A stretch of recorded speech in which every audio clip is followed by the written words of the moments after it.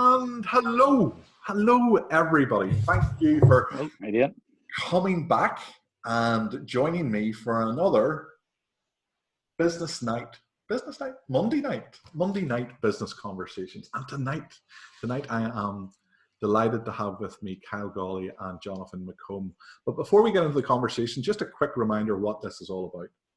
Imagine you had met me down in Established or the Hilton or the Mac in Belfast, and we're sitting at a table and we're having just a friendly conversation about your business or about my business or about business in general. What would we cover in that conversation? How would that conversation go?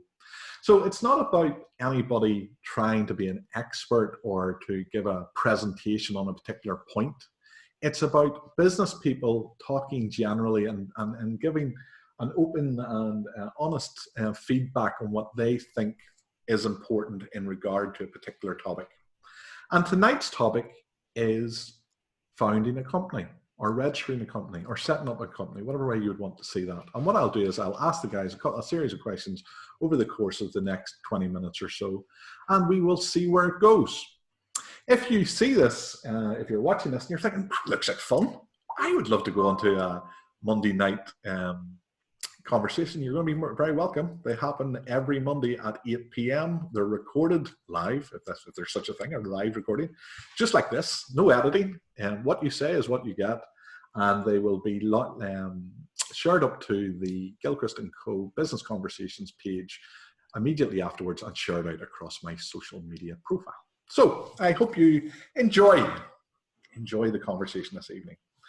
Let's get introductions, first of all. Let's find out who the guys are. So, Kyle Gawley, tell us who you are and what it is that you do. So, I am a maker. I build multiple different software products now. I've got one called GetInvited, which is an online event ticketing platform. I've recently launched 3 new products in the last year. I build these while traveling around the world, living in exotic locations, sipping coconuts from my hammock and coding with the other hand. I think the last time we spoke, Kyle, and I think it is in the feed, I think the video is actually in the feed, you were beside a swimming pool somewhere. I remember that. That's right, yeah. Was that last year? Yes. Yes, that's right. I remember I was just dripping in sweat by the time I'd come off the phone call with you because it was just hot and humid. That's right.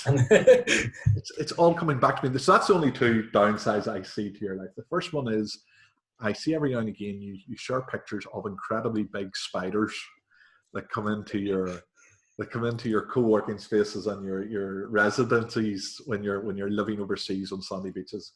And the heat, I'm not sure that I could stick the humid heat, but everything else looks like that. Excellent. So that's Kyle Gawley. Jonathan, tell us a little bit about you. Well, my life maybe is just not as glamorous as Kyle's would be, all the travel and whatever, but I'm a financial advisor, financial planner. I'm doing what I've done for nearly 25 years now. My business is KMC Wealth Management. And really what I'm about is trying to provide peace of mind for people in an uncertain world. That's what I do. So peace of mind in an uncertain world. Yep. Sure, you can't do more than that. Well, you can only but try. And how many clients would you be providing peace of mind to? Probably now, as a business, we are somewhere between 450 and 500 clients. Wow. Across Northern Ireland. Yeah. That's quite substantial. And yeah, are you a premises-based business, or can you do that online? Are you what way does your business work? Do we have to go to a shop somewhere, or can clients deal with you online? Up until very recently, it's been mainly face-to-face because technically that's what clients really find value in. Mm-hmm. Having said that, obviously we've been locked down. We're all trying to find new ways of doing things, and I've been able to do business now online that I haven't never been able to do before. So it is an interesting challenging time, but it's creating new opportunities, which is fantastic. Sorry. Sorry. No, just going to say, I travel all over Northern Ireland and have some clients in the UK as well. So I would go and see clients at their office or at their home rather than them having to necessarily come to me. So very good. I was going to ask you what part of the world are you from, but obviously it doesn't matter because no. how far will travel. That's it. Okay, good. Exactly. Good. Okay, so we know who you are. Now the time has come to pick your brains. And this is, as I said before, it's not about professional expertise. Nobody should be relying on these conversations to make decisions in regard to their business. This is just, sharing what our experiences have been. And I'm going to be a little bit greedy. I'm going to start with this. And my view on setting up a limited company is you should only ever do it if you either absolutely have to or there's a very definite benefit. Now, you may absolutely have to because you want to go into business with other people who, you might not be related to or who have their own vested interests or where everybody needs to know where they stand before the relationship starts. That would be one reason for setting up a limited company and having shareholders in the company. There may be tax reasons. So if your taxable income is over 50,000, 45 to 50,000, there'll be a very definite benefit from a tax reason for setting up a limited company. Or it might be the veil of incorporation, that protection of limited liability, that if you're going into a risky business, at least you have some insurance, not complete protection, but you have some insurance that if for whatever reason, even if it's not your fault, the business doesn't work out, you don't lose the shirt off your back. You're not going to lose your home or your car, that you're able to invest in businesses.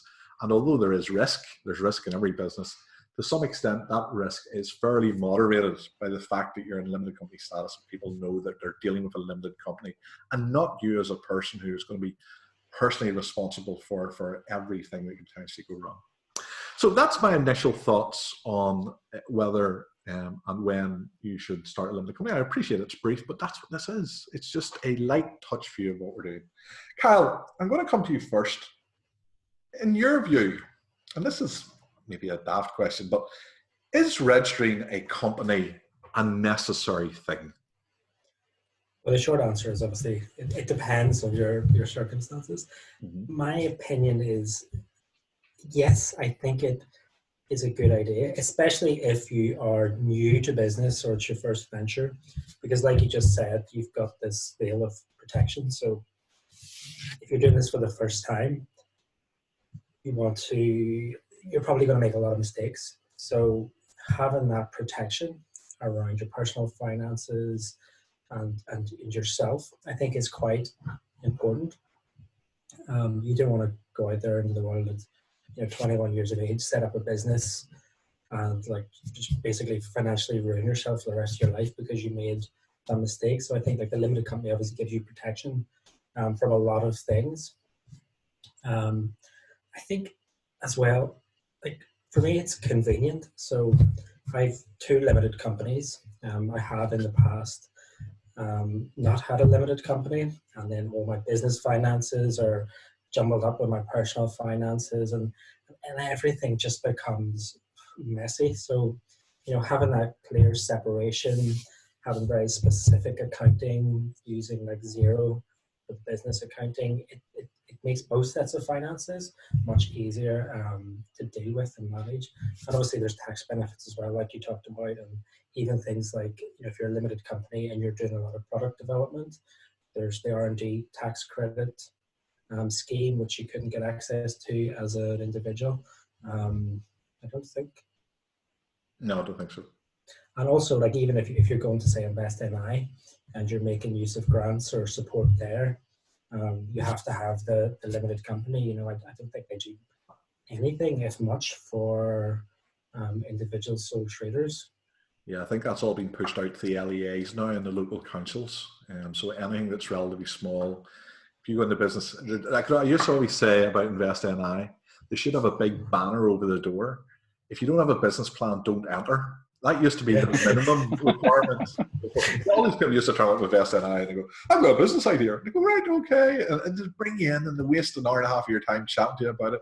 And if you didn't have a business plan already, they were just sending you out the door again and off to somewhere else. So go to your LIA and they'll write a business plan for you.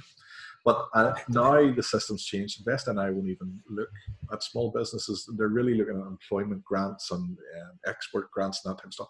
And you have to be a certain size and have a certain momentum before they're really taking interest. So I think you're right.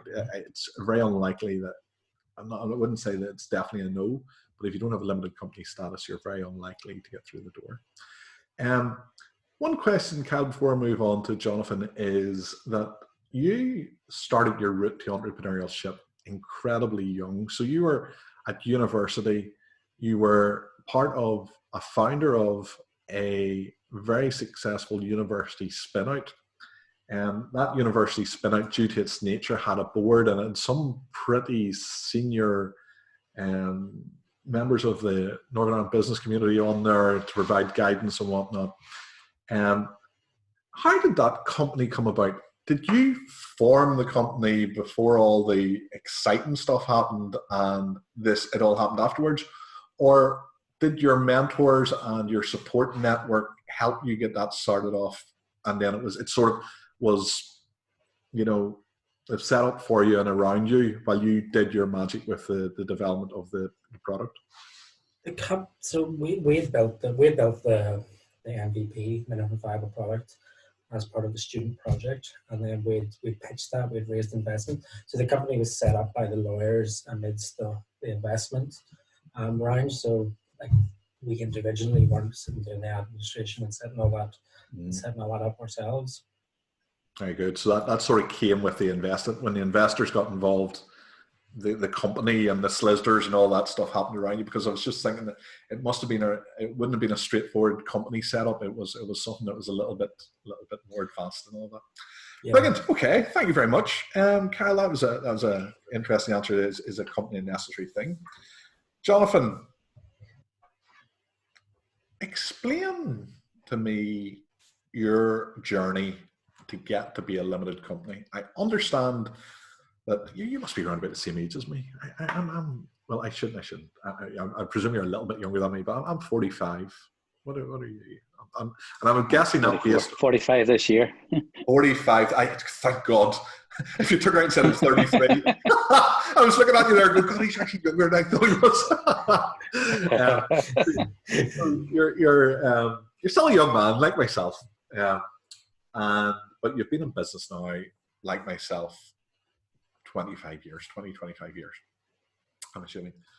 What was the route that took you to limited company status, and how did that happen? What made you progress from sole trader to partnership to limited company, and what happens next? I suppose initially, I started off as a sole trader. Business got quite large as a sole trader. There was a number of advisors in the business, but it comes with its own pressures and its own weight, because all the liability is on your own shoulders when you're a sole trader. Mm-hmm. With a few different quirks in the business and what happened next. I started a partnership along with my wife, which allowed me to keep two businesses running at the same time. Our regulator wouldn't allow me to be a sole trader twice. Mm-hmm. So we needed to have two different forms of business to allow the two businesses to run together. While I run the sole trader one. So you can only be one sole trader. So I should have stuck my hand and before I interrupted you. There's nothing worse than these Skype people just jumping in. But anyway, it's my party and I'll do it all the just on the point of sole trader, sorry Jonathan, my apologies. On the point of sole trader, you can only, there is when you're a sole trader, it's you. You're the person, you're the business, and you're a sole trader. So you can't actually be two businesses as a sole trader. You have two business names, and you can undertake as many business activities as you want, but ultimately all the businesses are you and you're all the business. Is that right? Is my understanding of that correct? Yeah, that's my understanding as well, yeah. Okay. So you needed to take on another business, or you wanted to take on another business. And at that point, that's why you decided on the partnership. That was to create a new business entity. Is that right? Essentially, yes. It allowed me to steer the business in a different direction. Okay. But that had to be done over a period of time. It couldn't be just done all in one go. So that allowed me to do that. Mm-hmm. Okay, so you set up the partnership, and I presume it was successful as well. What happened there? What was going on with the partnership? What were you doing? Well, essentially, the partnership was me and my wife were in partnership, but my wife almost like a silent partner, I suppose, in the business. Mm-hmm. And I had a number of advisors in the firm, and then actually what happened was one of the guys in the firm wanted to bring in an introducer to the business, and we wanted to set up a few different things to allow that to happen.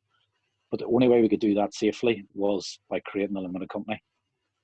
It was the only way that we could do that safely. So that's what led me to become a limited company.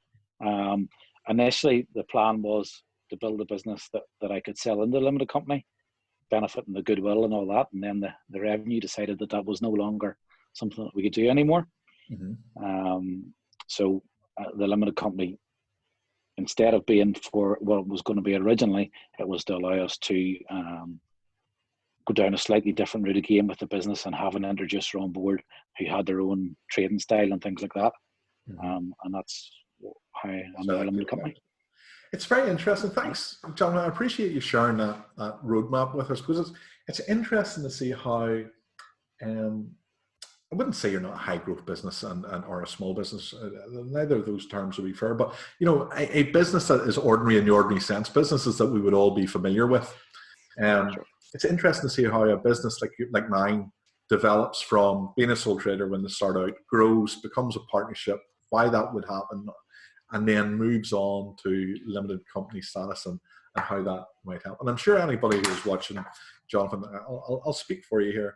If they wanted to talk to you about any of that journey or what's required, I'm sure you'd be more than happy to have a conversation about that. Absolutely, of course. Very good. Very good.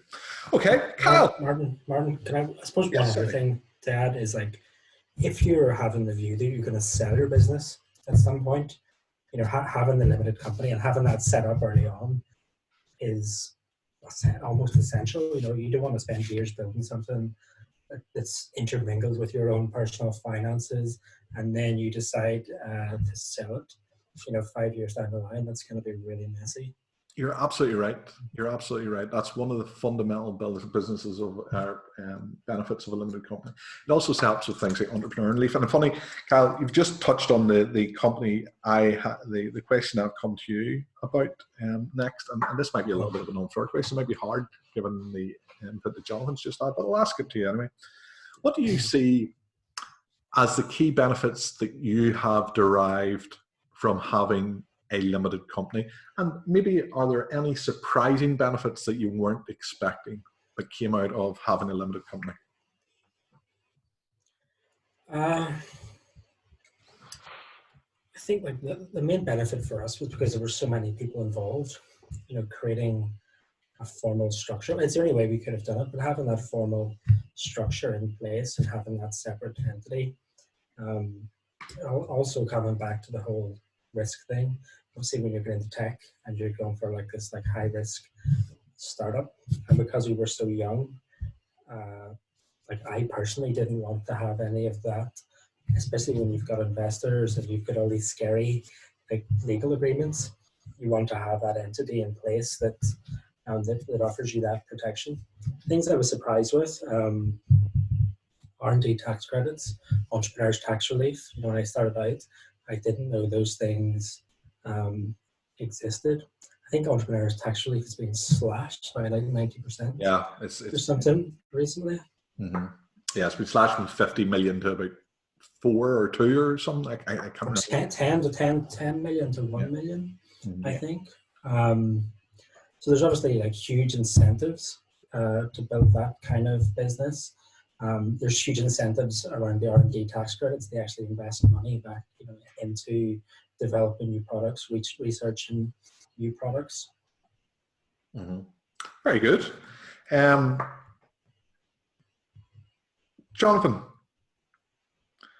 talking about what Kyle was saying there and selling the business, are there other ways that I would need to think about getting my money out of the company, and even the getting the money out of the company?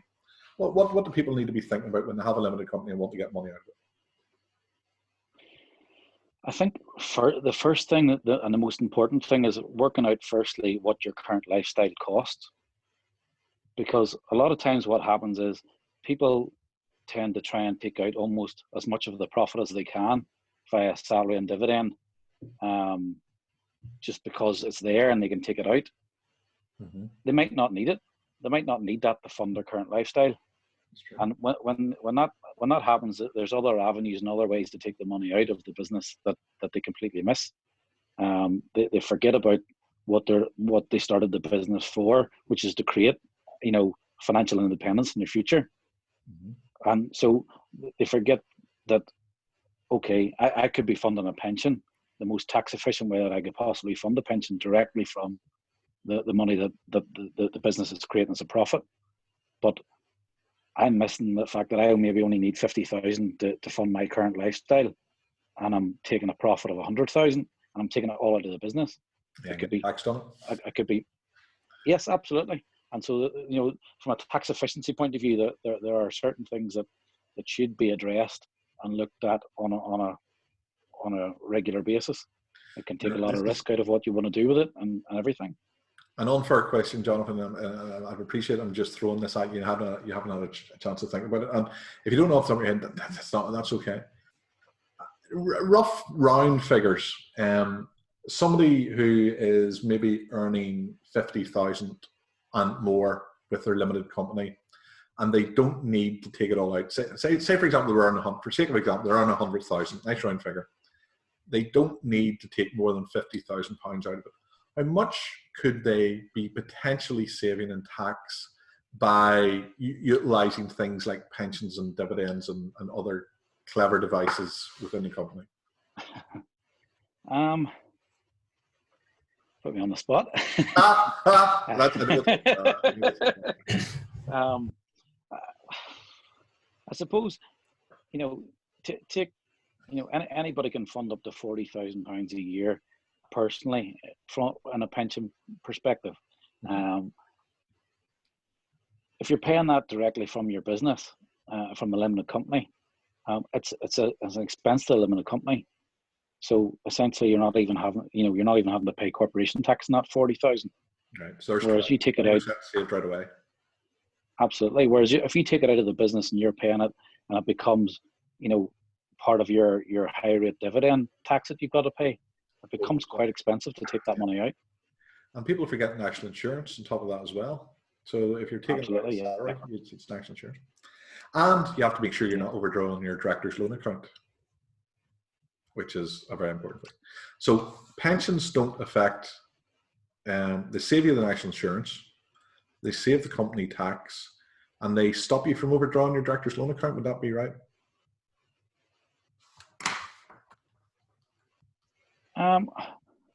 It's a good question, actually. I'll have to go away and look that up.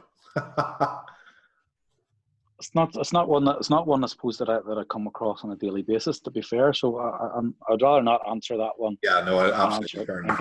Give a wrong answer. You don't want to just make stuff up. Yeah, no, you don't want to do that. No. Very good. Okay, I'll let you off the hook there. That wasn't fair. Throwing at you. It's like, remember the teacher used to walk around the class and you maybe knew this stuff, but they picked on you or they picked on me. It certainly used to happen to me.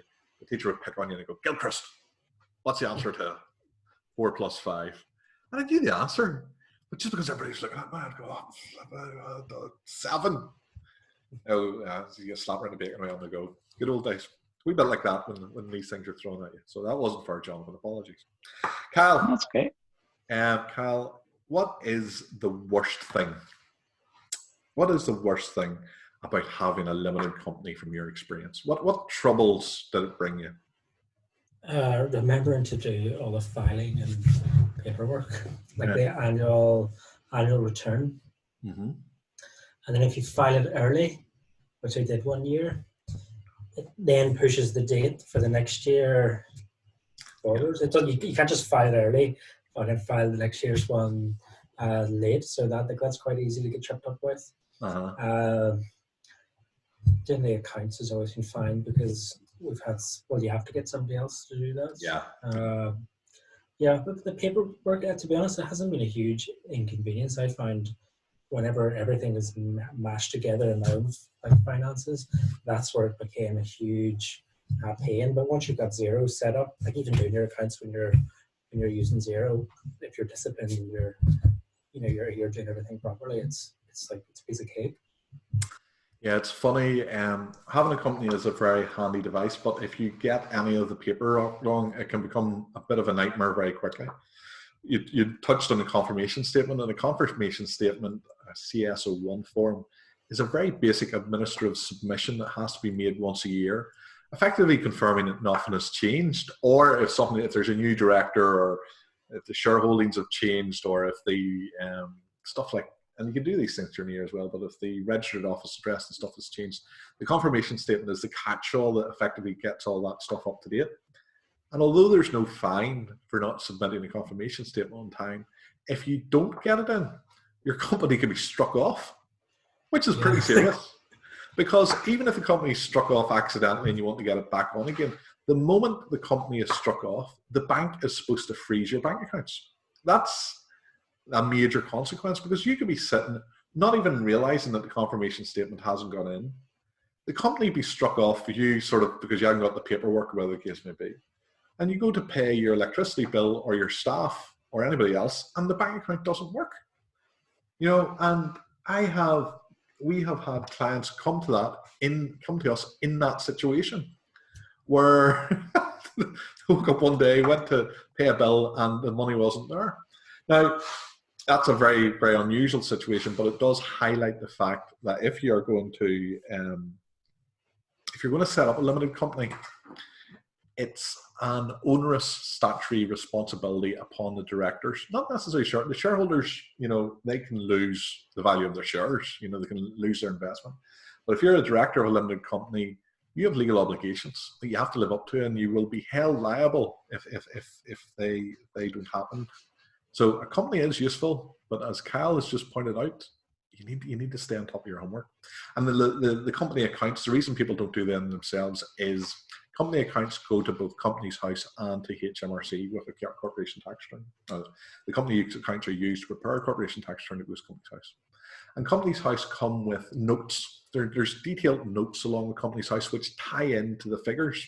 And it's very easy to make a mistake between the figures and notes, and not using the right note for the right figure. And if something adjusts in the accounts, something has to be adjusted in the accounts, in the notes. And if those notes aren't right, the accounts can be rejected. And if the accounts are rejected and you don't get them back in time before the filing date, because most people leave it until the last month before they do their company accounts, you can get a late filing fee, which could be starting at £150, going up to £350, up to £750 filing fee, simply because a note was wrong in the accounts. That's why nobody does their own company accounts. It's just the risk of getting them wrong is too much. Now, we're down to the last 4 minutes. Honest to God, time flies when you're having fun. And Jonathan, I'm going to ask you a question. What happens if a shareholder dies in a limited company? What do you do in that situation? I suppose, in all honesty, that depends on what has happened in the first place, and have you prepared properly beforehand. My experience is that most people that start out in business are very optimistic, and especially whenever they go into business with somebody that they're perhaps friendly with, their friends or their family, they don't ever think about the worst case scenario. It's not what they're about. They're about trying to create things and about things becoming better, not worse. So preparing for somebody dying is not even on the agenda. Yeah. The problem with that is that if it does happen, well, what happens next? Where does that person's shares go? Who owns the shares now? Have they got the right? If they haven't put the right procedures in place, the shares may not go to the correct people. It might end up that the business owners that are still there are working with somebody that they never ever envisaged working with. Is that viable? Does it make sense? If the shareholders that are still there want to buy out the shares of somebody else, can they do it? Have they got the money there to do it? So I think it's very important that people do take a step back and say, actually, do I need a company will, in essence? Do I need plans to make sure that if something happens, that we can sort it out very, very quickly. And it's essential. Every business should have one. Unfortunately, most don't have them, or at least don't have them set up properly. That's a very interesting point, and a very interesting term that I haven't heard before. I can't believe I haven't heard this before in 25 years of being involved. A company will. So is that the company actually writes a will like an individual would, or is that just terminology to describe an amendment to the articles of memorandum that are like a will? I suppose it's more terminology, and it's almost looking at somebody's own circumstances, because another thing that happens quite regularly is that business owners, their business is everything, because that's what funds their whole lifestyle. It funds everything, and they forget about the personal side and the amount of limited company, and I mean some of the large limited companies out there that I've dealt with, and then you find out that the owners don't even have a will of their own. Never mind thinking about what's going to happen to the shares in the business. Mm-hmm. It's quite frightening. Yeah. So it's about getting all that right and getting it set up so that it works properly and is ultimately fair to everybody. Mm-hmm. You know what surprises happen to people? It's a bit like your guy. Is it Norbrook, the laboratories, the labs? And he died in a helicopter crash. I bet he and his family weren't expecting that. He was one of the richest men in Ireland. I'm sure he had his affairs all in order. But you literally do not know what's around the corner. And you make a very good point, Jonathan. These are things that have to be planned for. Anywho's, we're down to the last minute. So I have to try and wrap this up in some way that somehow seems coherent and cohesive. First of all, guys, genuinely, seriously, thank you very much. Incredibly useful conversation. I learnt quite a bit out of it, even though it was a short conversation. It's always good to see other people's insights.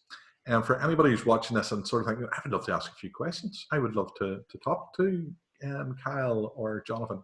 What will happen is this video will be shared immediately after this. I'll post the recording up onto my page and share it across my social media profile. You guys are welcome to do the same as well. I'll send you a copy if you want.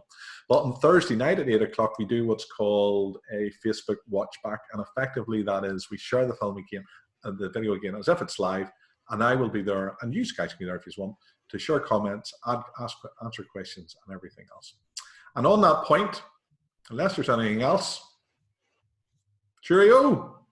Cheerio. Thank you. Thanks very much. Thank you. Bye.